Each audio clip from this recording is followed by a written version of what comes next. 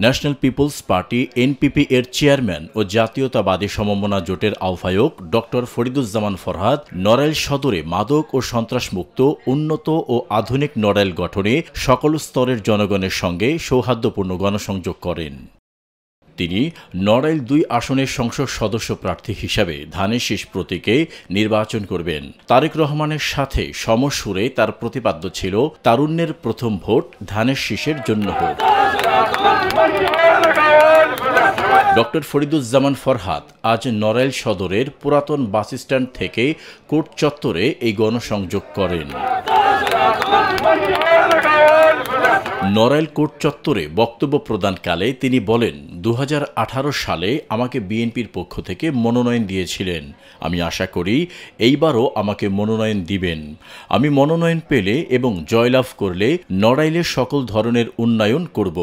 আপনারা যদি নড়াইলের উন্নয়ন চান তাহলে ধানের শীষে ভোট দিন।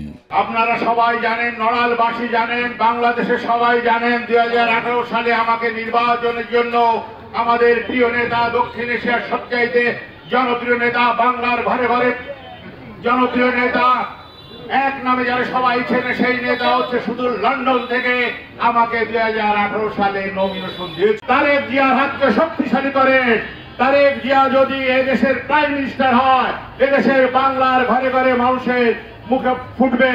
এটা তারেক জিয়ার প্রতিশ্রুতি, ১ কোটি লোককে চাকরি দিবে, প্রতি ঘরে ঘরে মা বোনদের রেশন কার্ড দিবে, বিধবা ভাতা দিবে, নড়াইলে উন্নয়ন করবে, যশোরে উন্নয়ন করবে, এখানে ইউনিভার্সিটি হবে, এখানে মেডিকেল কলেজ হবে, এখানে নার্সিং কলেজ হবে, এখানে কৃষি বিশ্ববিদ্যালয় হবে।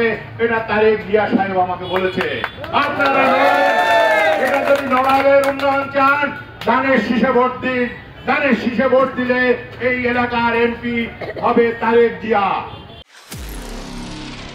নিরপেক্ষ, সত্য প্রকাশে আপোষহীন।